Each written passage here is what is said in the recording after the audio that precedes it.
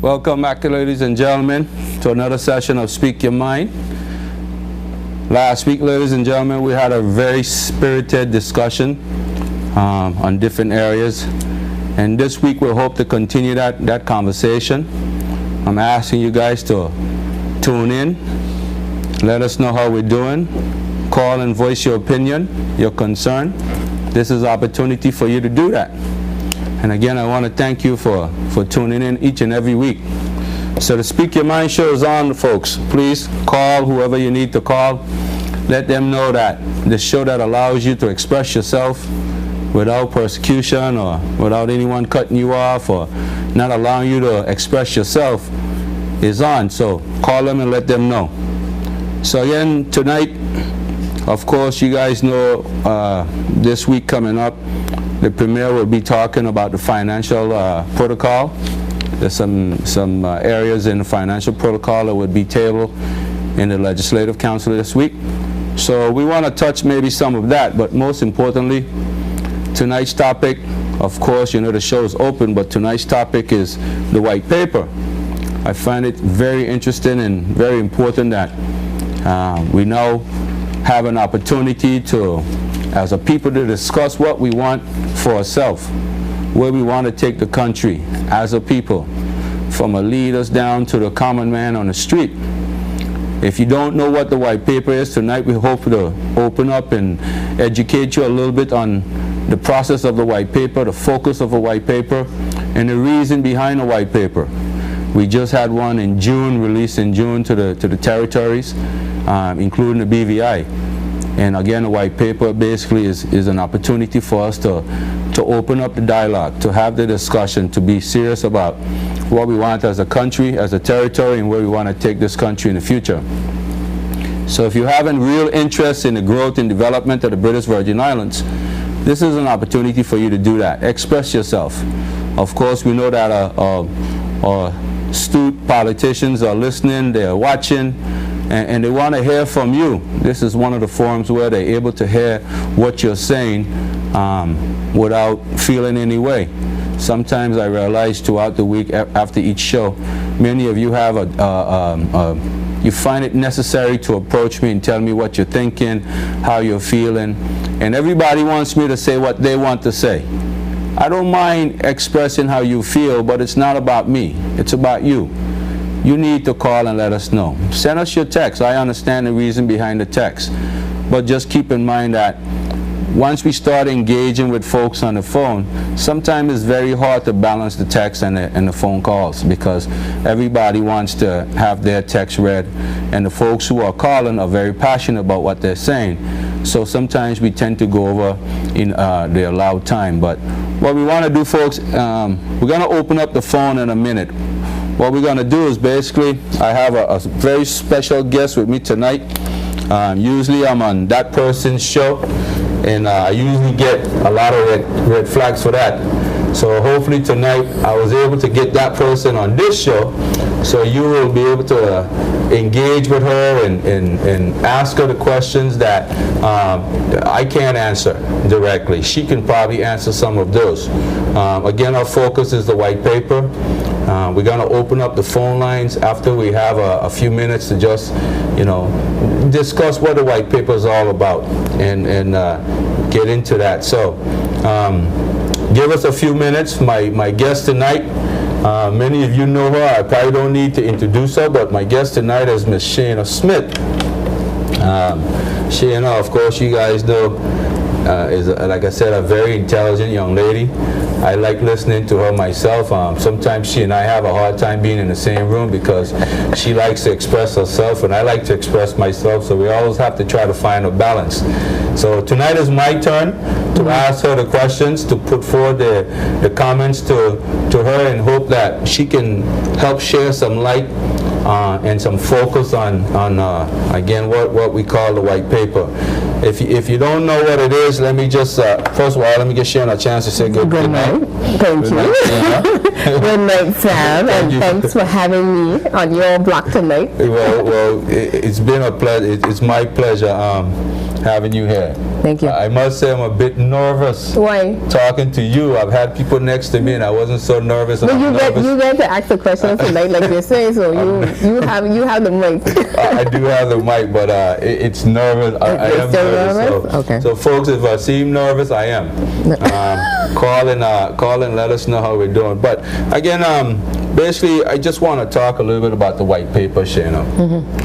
I had an opportunity to read it, to go over some of the areas, and I've listened to some of the other talk shows and read some of the media. Yeah, a lot of discussion is going on. And the discussions are necessary. Of course, I have my own opinion on the white paper, but it's not about my opinion tonight. It's really about the opinion of the viewers who are out there who may not had an opportunity to express their opinions. But let's just give a little background. What exactly is the white paper and what's the purpose of a white paper?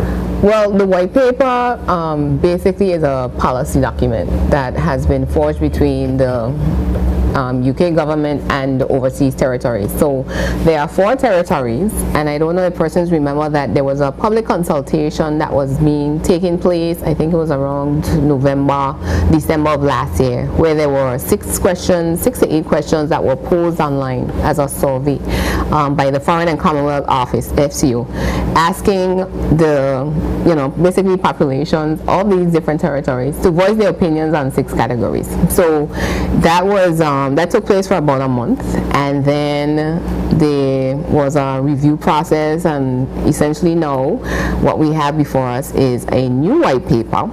The first white paper, I think, was in 1999, and if I'm mistaken on that, somebody call me, but the first one that I know about is 1999, was where the territories met with the UK government and voiced their concern about the need to set some policy direction, so to speak, as far as what the territories would like for themselves, what the UK government basically, as the oversight government, because we're dependent territories. So it's basically a policy paper that's the conversation is being driven with the territories and the overseas and the UK government. When the UK government decides on these policies, obviously they do things in a way that's consistent with good governance in the territories. They look at the needs, the necessities of those territories. They're probably looking at, governance, good governance. What do you believe? How do you feel? You've had a chance to read the new white paper. Obviously, the white paper came out in June of this year. What is the overtone of the white paper? How do you feel about it?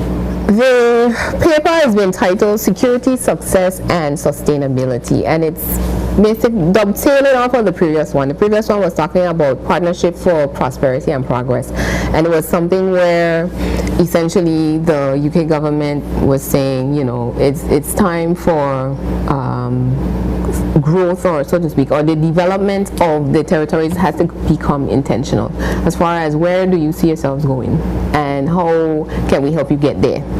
Now, from what the comments that I've seen from the Foreign and Commonwealth Secretary, the one responsible for Foreign and Commonwealth Affairs, Secretary of State, one of the things in his speech where he talked about is that the current coalition government, they have a vision for the territories as far as seeing flourishing communities, protecting the environment, retaining aspects of the British identity, talking about new opportunities for young and future generations, and managing the country to the highest international standards. So some of the comments that he made.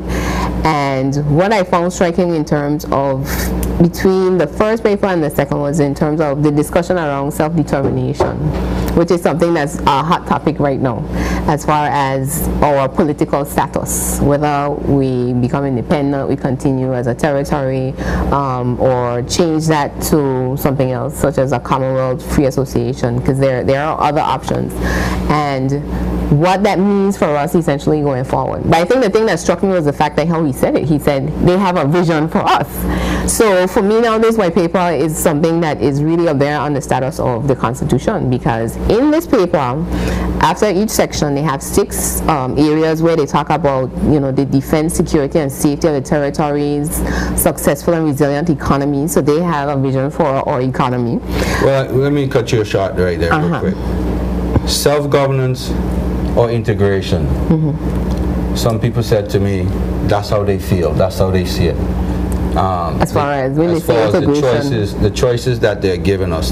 They talk about all the other things you talk about, but I think what they did was laid out their position as a protector, how they see themselves, or how they see the territories benefiting from them being a part of the territories, and how the territories themselves, they benefit from them.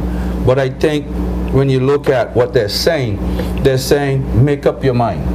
Yeah. Decide what you want. A decision, you're at a crossroads where a decision is going to have to be made. And let's tackle one at a time. Make up your mind. Decide what direction you want to go in. Do you want to go independent, or do you want to stay here? Or do you want to examine another form of relationship? Okay. What's wrong with the territories now having that discussion? Where are our leaders in this? Where are the people in this? What's wrong with having that discussion? Obviously, the white paper came out, and it came out to say you need to start having that discussion. And all through the paperwork, all through the policy paper, it's saying you need to have that discussion. Why aren't we having that discussion right now?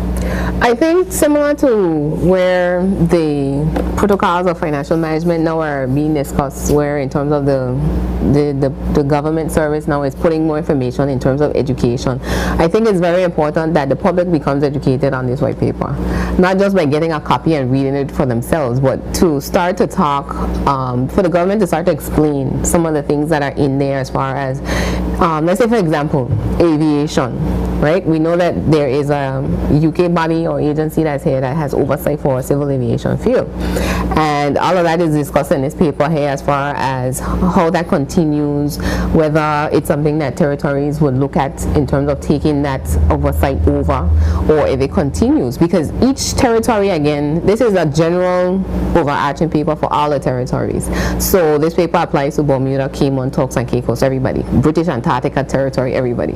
So it's for the individual territories now to start sitting down and looking at the areas as far as this is our situation here, and what do we need to discuss or put forward going forward. Because one of the things that's explained in this is that there will be a joint ministerial council consisting of persons from the UK government and the territorial governments that have objectives that are laid out in this paper as mandates, essentially, to be accomplished or achieved.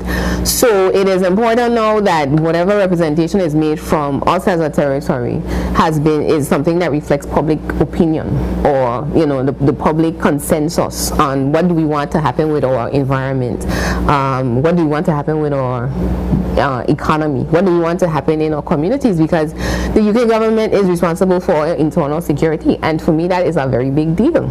Because how much say do we have in terms of how we are protected in terms of internal and external security, and what needs to go into play probably to strengthen that, because we can talk about crime all we want, but a lot of that responsibility rests with the governor.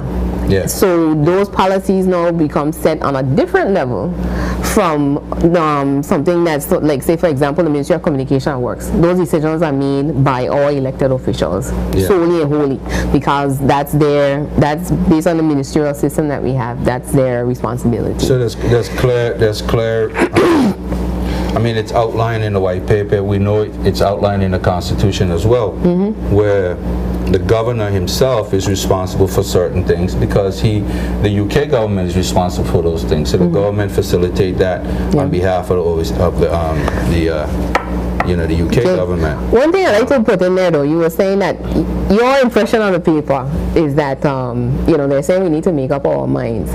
But one of the things that I find that that was said in the public consultation, and was also said in here, I think, by, if not the Foreign Secretary, it was said by the Prime Minister, as far as constitutional modernization or more evolution of our constitution, which would more or less take us into that state of saying whether we're independent or whatever form we decide to take, isn't necessarily up for discussion right now. So one of the things that I feel that my impressions on I've gotten is that, we kind of need to put some things in order. We need to get the house in order for us to start talking about that next big step, so to speak, because it was 10 years ago, or more than 10 years, because 99 was the last one, that certain things were put out there. They were talking about sustainable development, looking at encouraging good governance, human rights, citizenship, all these things, some of which are still basically in the next paper because they still need to be addressed. Hopefully it's a matter of improving on what may have done before, but imagine they had a chapter talking about good governance, encouraging good government, and dealing with finance. And that is a very big item that they have now as far as looking at how we manage our finances, hence the whole impetus behind of the protocols now. So it's not just, well, okay, we have a policy, but we're actually making some procedures in here to say this is how we expect finances to be managed in the territories. When I read it, right, I was looking at, I can't remember if it was the Prime Minister or the Minister himself for the overseas, responsible for the overseas territories, and he was talking about, he said something to the effect that it's a big idea what they're putting forward about all the things that are necessary, good financial management, government departments within the UK working with government departments in the overseas territories. And he said that he's bringing on board, now the entire, and they have already brought it. So what I'm saying in my train of thinking is that they have already started acting on what they think or what they would like for the territories. So I believe that we now should be thinking in that manner. We should be having those serious discussion. We should be planning and plotting. We should be we should have those what do you call that, public surveys. We should start doing those things now to get a consensus of how people feel and get a better understanding about what the territory, what the overall, the voting population, the citizens of the country, the people who belong to the territory, what do they want? Because if we don't make up our mind, they have already started making up our minds for us. I mean, when you think about the passport, for example, the UK passport, you think about government departments, like you said, have already started opening in their doors. There's even paper within the policy paper that when they talk about each department themselves have their own set of white paper. Which concerns me because those we haven't seen. And that's kind of like saying again, they have a plan for us, but do we have a plan for ourselves? But so then you can't blame them for thinking ahead. No, I'm not blaming them. And this is why I think, reason I said let's take it one at a time. Self-governance. Do the people, and let's put it to the people, does the people want self-governance? Do we want to be responsible for our own external security? I think there's a question before that question though. What is that? Do you understand what self-governance means? Well, again, let's put it to the people. Yeah. I mean, and put that information out there so that we can make an educated decision to say yes or no. Of course. I mean, if you really want to sit down and think about it, I think if you ask the average man on the street about being able to manage his own affairs, he's going to say probably that's what I like. That's what I want to do. I want to be able to take care of my own self if I can. I mean, when you really look at the history of the BVI and the people who have helped started the BVI economically, socially, and so forth, that was their mindset. Governing, autonomy, being independent. But again, there's a lot of questions to be answered. Can we handle our own this? Can we? Is good governance in place? Is there real transparency or investment with the best interest in mind? Or is the people involved from concept to practical. You know, all of those things will help the people set the mindset in moving forward. Ladies and gentlemen, we're going to take a quick break. We're going to be right back.